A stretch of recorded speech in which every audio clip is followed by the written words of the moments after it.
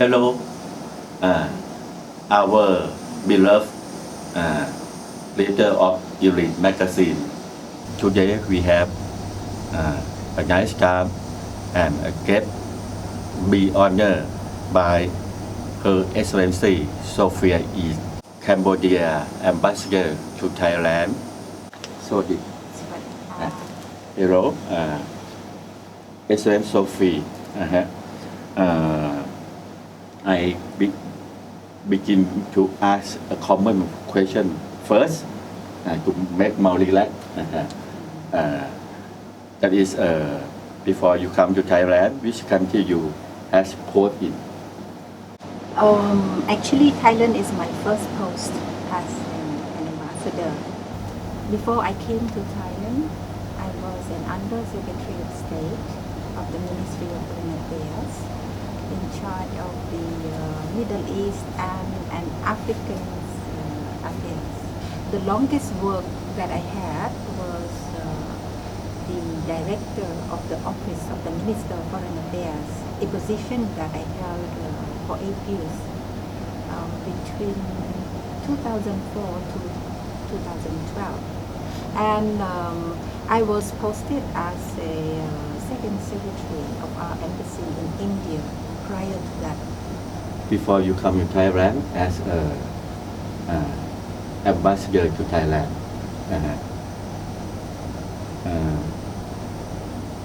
is there anything in your mind or your anxiety?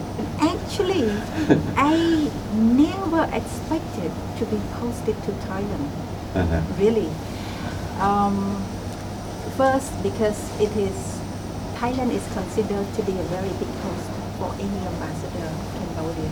There was no hint that I would be appointed as ambassador to Thailand before, before the appointment was announced. And then one day my minister announced to me that you are posted to Thailand, and I didn't know what to say.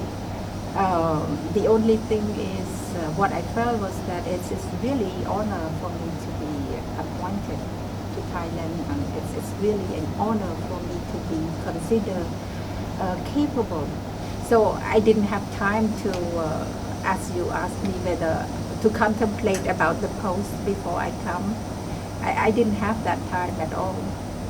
As you the ambassador, you carry the policy to invite Thai ambassador to Cambodia, Thai investor. Actually, since my arrival to Thailand, I have already had to conduct business matching and a seminar on how to do business in Cambodia already 2 times last year. And I told the Thai business people that Cambodia is now the right place for investment. Cambodia is fully at peace. I can assure you that we have the best investment law in the region. We provide generous incentive for business to go to Cambodia. And of course, Cambodia's economy is growing. We have a growing number of middle class. That means people who would consume products. So it's our population has become stronger in terms of purchasing power. And also we have many areas that has potential for development. For instance, in the tourism sector. You see, in Cambodia, we, comparing to Thailand, we have only been able to attract around 4 million a year as of now. Especially the Khon Wat, the Khon Thum.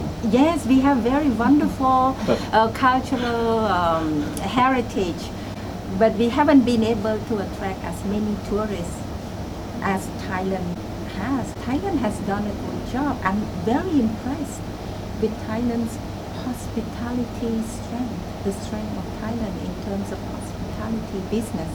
And I think this is an area where Thai businesses can do well in Cambodia. And another sector that I would encourage Thai businesses to go to Cambodia is in the area of agro-industry. Cambodia is, as you know, an agricultural country. We export everything without value added. We export raw material, raw products. Thailand is aspiring to move to a higher skill industry. You will need fewer people to work. But Cambodia has a lot of low skilled people. So agro-industry business doesn't need very many high skilled people. But you need people to work on the farm, you need people to work in factories. This is where your business people can go and invest. Also, the government would welcome investment in the area of infrastructure as well. How about the incentive?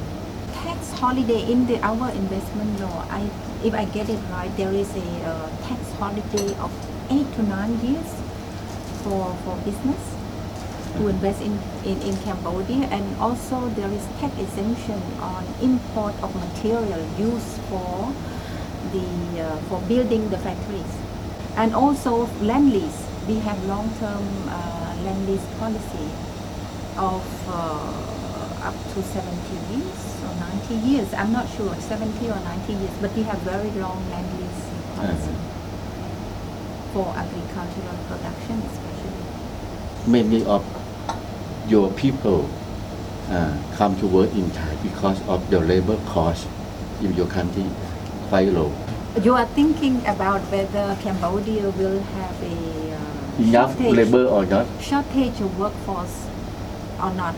You see, one thing I'd like to tell you is that although Cambodia's pay right now is lower than Thailand, but there are various other factors. If they work in Cambodia, now wages are higher. One incentive for people to stay in Cambodia is that they don't have to pay for the job placement fees. They don't have to travel, to see their family every now and then, which costs a lot of money. And I expect Thailand will be moving to a higher skill industry, which require fewer labor force, because this is my belief, and this is, I see where Thailand is moving in terms of economic and industrial development. So when Thailand industry is moving to higher skill, you will require less unskilled or low skilled workforce. About AEC community, it began not this year, longer than this. Yes. But in Thai now, we have a lot of seminars, you see, about how to do business with our neighbor. The establishment of the ASEAN Economic Community, the idea is to have a one single market of ASEAN, whereby there is a free flow of goods and free movement of labor, free movement of people. And for Cambodia and Thailand, we work a bit further than others. We have signed, we call ACMED single visa between Thailand and Cambodia. There is, if you know, there is one cooperation framework which is called ACMED, consisting of 5 countries in the region, Thailand, Myanmar, Cambodia, Vietnam, and Laos. So Cambodia and Thailand have signed the ACMED single visa, hoping that we could facilitate the movement of tourists, hoping that this visa would attract more tourists to Cambodia and Thailand. We are selling the idea of 2 kingdom, 1 destination. And we are hoping that 3 other members of ACMED will join in. And if you see now in terms of preparation for ASEAN community building, we believe in building our human resource to meet the demand of free market, of a new context of a single market. So now the Ministry of Education of Cambodia has conducted education system reform so that our education will be better targeted towards requirement of the labor market, requirement for the development of Cambodia's economy, and the requirement for the labor force to be able to thrive in a single market economy. And on industrial front, Cambodia has launched what we call industrial development policy for the year from this year until the year 2025 to progress our industry for semi-skill or higher skill, and we want to diversify the sector that support the growth of our economy. Right now we are based on four main sector: construction, as you have noticed that there is a lot of development in terms of construction. Tourism is an important sector that supports Cambodia's growth. Agriculture, especially rice production, also is important. And right now we depend a lot as well on garment export. But the government is fully aware that we cannot rely on garment alone because there is a high risk. We need to diversify. For instance, in agriculture, we need to diversify to other crops, other industrial crop, cash crop, that is not rice. Well, incidentally, Cambodia rice cannot compete with Thai rice, for instance, in terms of price. But now Thailand is number 3. It's a bit, no the quality. Cambodia's rice is good in quality.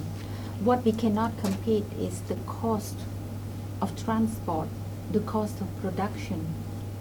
What you prepare for your people to be full skill or professional policy of education in Cambodia? And the policy of education in Cambodia right now, because we have a surplus of graduates from management school or from economic management. In the management level, we have a surplus of graduates from that.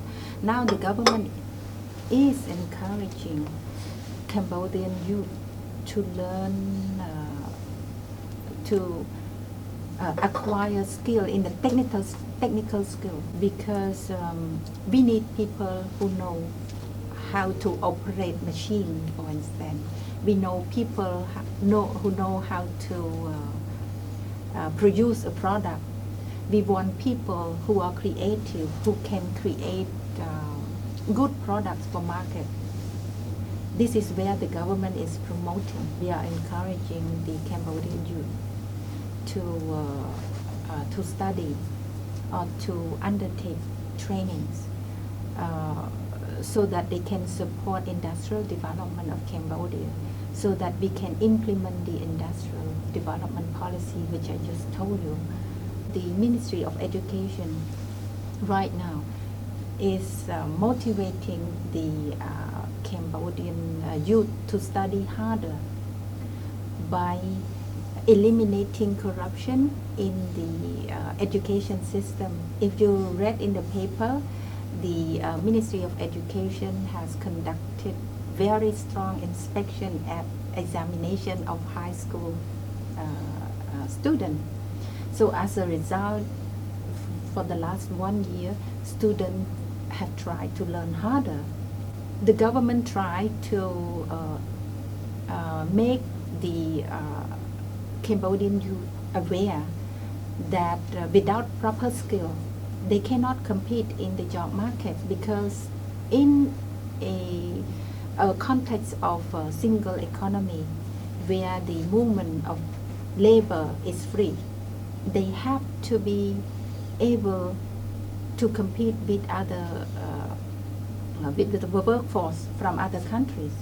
And very recently, the government also encouraged Cambodian youth to read more by actually a decree was issued recently to designate a certain day as a reading day, National Reading Day.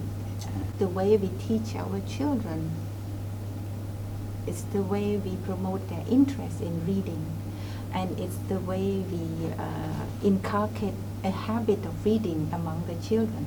What policy do you plan to strengthen this bond in regard of benefits of our two countries?